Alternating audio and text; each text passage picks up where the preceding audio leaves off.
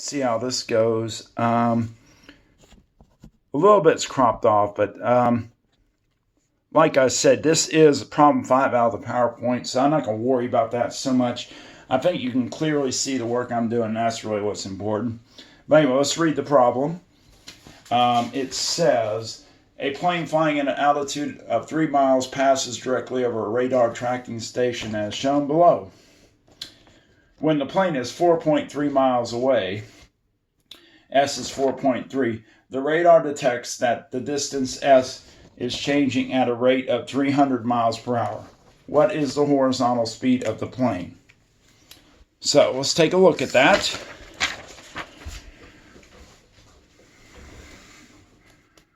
So what happens is, here's the plane, and you're at a constant altitude of 3 miles. So a little bit of time would pass, and, say the plane's here now. And maybe that's where the radar tracking,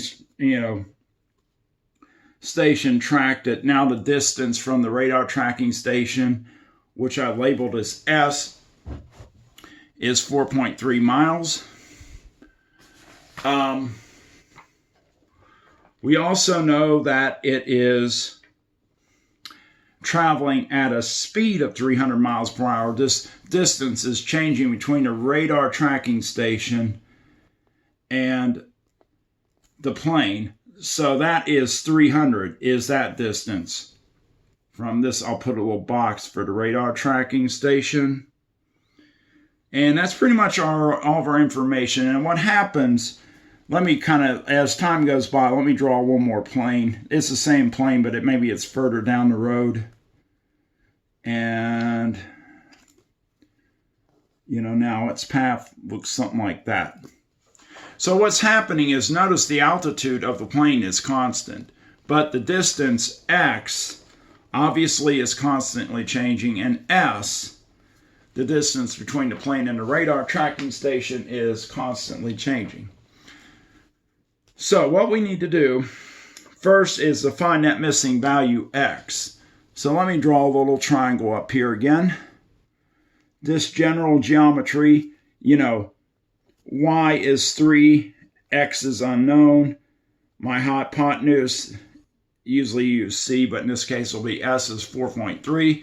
So if we do Pythagorean theorem, s squared equals x squared plus y squared, what will happen is we'll get 4.3 squared equals x squared plus 3 squared. 4.3 squared is 18.49 if you square it. 3 squared is 9, and if you subtract 9 from both sides, you get 9.49. And if we do the square root of both sides, we get that x is roughly 3.08 miles from the radar tracking station. Or excuse me, that's the horizontal distance the plane has traveled since that first moment we clocked it. So what we have to do now is basically we have to find the horizontal speed of the plane, which would be x direction, so it would be dx dt. We really don't have a dy dt because it's constant altitude. It's not changing, so it's 0. And by the way, this problem would completely change if we had the plane going on a takeoff altitude at an angle. Then x and y and s would all be changing at the same time. It would be a completely different problem. But let's focus where this is basically a right angle. That changes everything. So what we're going to do is go back to Pythagorean. And I'm going to go ahead and put 3 in for y. Now what will happen is when I do the derivative of a constant, even if we're doing implicit derivative, drops out. So what will happen is when we do the implicit derivative, we're going to get 2s. And since as you look at my picture as time goes by, s is always changing with respect to time. So I need the ds dt term. Hopefully that will clarify why we do that ds dt. And likewise, the derivative of x squared is 2x. And if, again, you look at x, it is constantly changing. So I need the x dt. So I'm ready to find the answer. So if I have, I'll finish it out over here. 2s ds dt and 2x dx dt. I might zoom in just a little bit.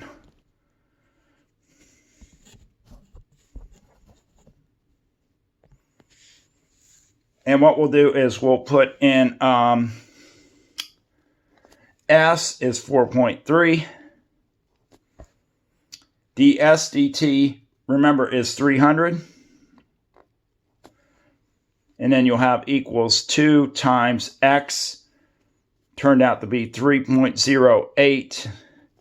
And then we're going to solve for dx dt. I'm running out of space here. So when you multiply this out, 2 times 4.3, let me do this on a calculator.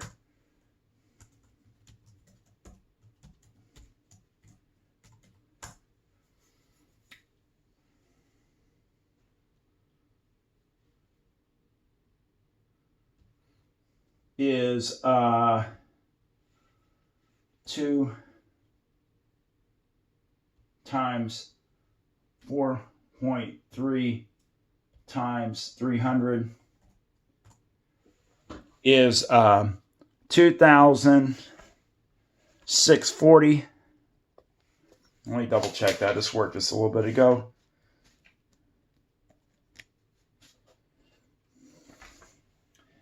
And then, actually that was 4.4 I used. I'm glad I double checked that. So let me redo that again. Somehow I hit the wrong button on the calculator. So 2 times 4.3 times 300 is 2,580 should be that number. And that equals 2 times 3.08 is 6.16 dx dt.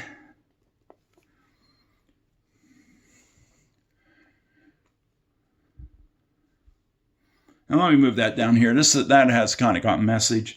Let's see, 2s ds dt is 2x dx dt. And those numbers were 2, 4.3. I'm just redoing this a little bit neater. Hopefully you can read it better. And that number comes out to 2,580. And this one is 2 times 3.08 times dx dt. And that's 6.16. And then if you divide, the final answer is, I'm just going to pull it off my PowerPoint. It comes out to, I think it's 419 miles per hour.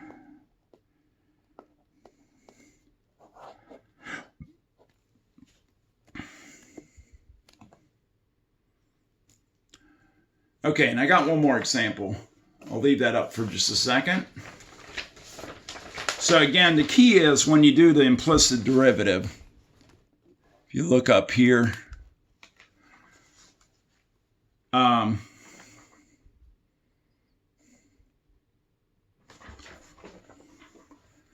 here, when you do the derivative of s squared, it's 2s, and then the derivative of x squared is 2x, and then you have your ds dt and your dx dt. And that's because, if I slide it over, both x and s are changing with respect to time.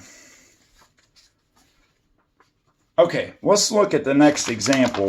This is number 8.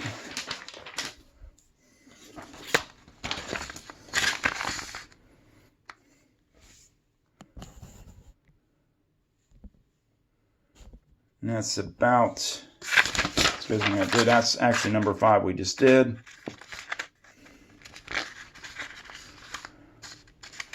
Maybe I can back up just a little bit. You know, let me try this. Okay, so an air traffic controller spots two planes that have the same altitude coverage at a point as they fly at right angles to each other. One plane is 150 miles from the point, moving at 450 miles per hour.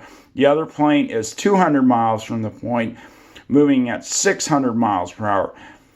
What rate is the distance between the two planes decreasing? And again, this is in my notes, my PowerPoint notes, as number 8 for section 3.9. So I'm going to make a drawing here. So let's just kind of go north, south, and east and west. I think that's going to work best. So you got one plane, we'll call it Y. That's the Y direction going up and down. And that plane is 150 miles from the point. And its speed, dy dt, because as y changes with respect to time, it keeps going closer and closer, is negative 450. And that's miles per hour. And then the other plane is like going east to west, say, and we'll call it X, and it's 200 miles from the point, and flying at a speed of dx dt is negative 600 miles per hour.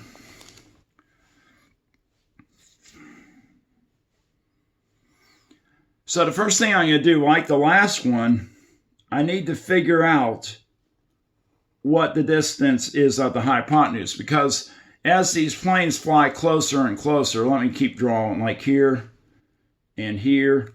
So like as this plane comes in, I'll draw a little plane here.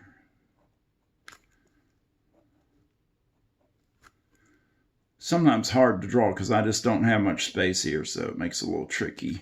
But you got two planes going towards each other.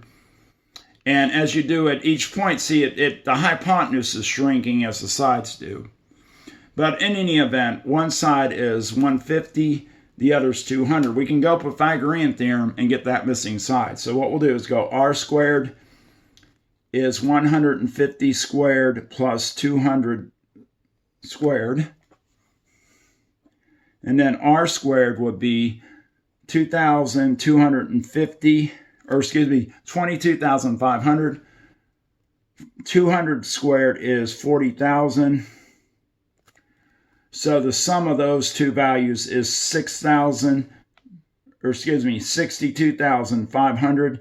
And if you do the square root of 62,500, it is 250 miles. So there's the distance that the planes are when we start the problem.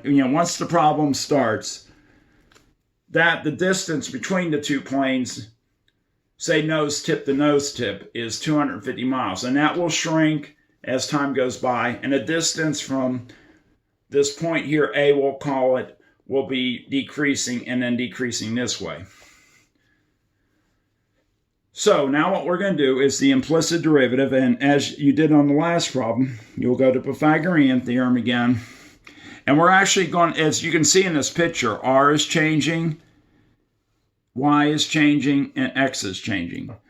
So if we do the derivative, it's going to be 2r. I need dr dt, because the hypotenuse is shrinking, it's changing.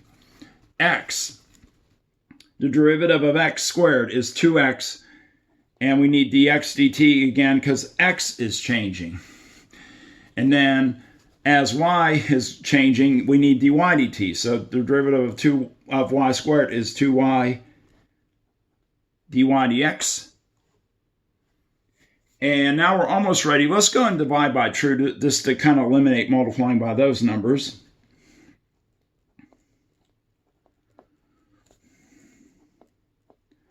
So now what I'm going to do is just plug in and get what we're looking for. Let me bring the problem back up. Is again, at what rate is the distance between the planes changing or decreasing? Same thing. So we're looking for how r is changing. So we're going to try to find dr dt basically. So what we do is we plug in r is 250. dr dt is my unknown.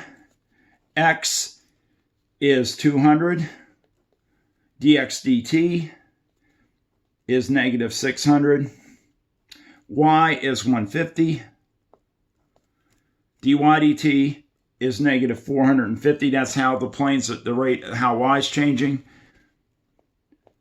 So I just have a little bit of arithmetic to do now. 200 times 600 is 12,000. That, of course, will be negative. 150 times 450 is, give me 1 second.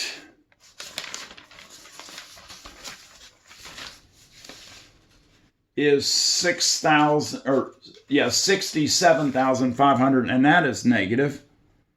That's not a plus.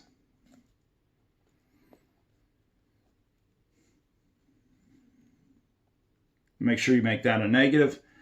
And so you get 200 dr dt is negative .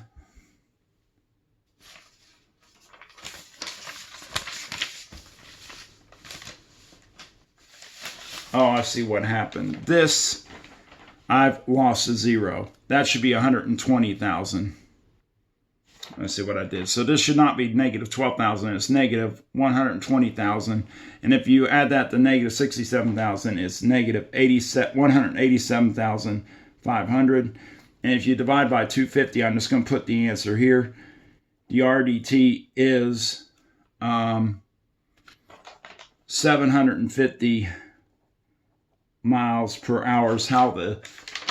That's how the planes are changing with respect to each other. The distance between the two planes is decreasing by that much. It should actually be negative 2. Negative 250,000.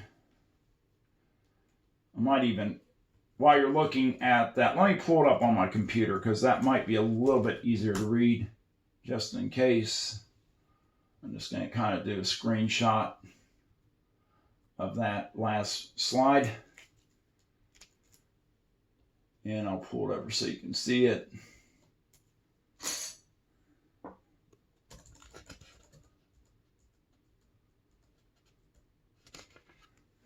Yeah, let me try that. There you go. So you can see the final answer is negative 750. If you need to pause that, this is the last problem that I'm doing. And then you can read my conclusion. It says the distance between the two planes is decreasing at 750 miles per hour. So just in case that was a little hard to read, you can do a screenshot or whatever and go back. All right. These are kind of lengthy. If I get requests, I might do a third video on related rates because it is it's probably the hardest topic in Calculus 1, I think. I don't like to say stuff like that, but there is a lot involved because you have implicit derivatives, you have differentials to get used to like the RDT, and then you just have the problems are lengthy and there's a lot to decipher in each problem. So it is a little bit trickier. So that's certainly understandable. I may be able to do a Zoom session on this as well. I know this is hard with the coronavirus right now and all the modifications that everybody's having to make, but we'll just try to hang in there. Anyway, I will put up more videos, or I may do other things like a Zoom session or something along those lines in the future. So anyway, at least you have this video to look at and work on the homework. This is the last one. I am going to post a video on a test 3 review, and I will give you some pointers on how to approach that test in the next video. All right, thanks for your attention, and I'll go on to the next video later.